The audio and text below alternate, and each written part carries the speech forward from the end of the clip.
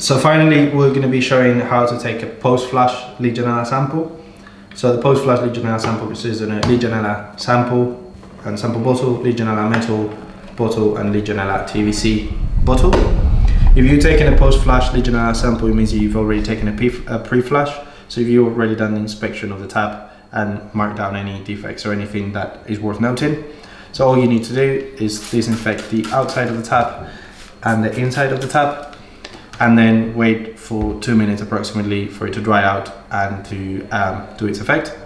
Once those 2 minutes have passed, open the tap, make sure you do it gently, make sure not to create aerosols or splashes, and you need to let it run for 10 minutes. So just time yourself and let it run for 10 minutes. After those 10 minutes, it's again taking the samples that we've shown. First, always the TVC sample.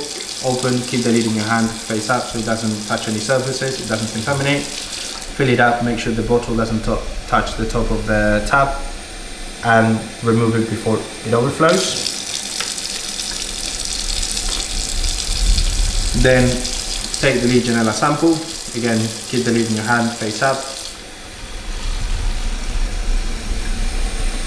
Make sure not to touch the top of the tap with the bottle.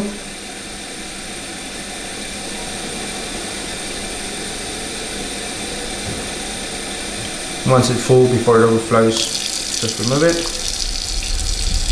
And finally, the metal sample.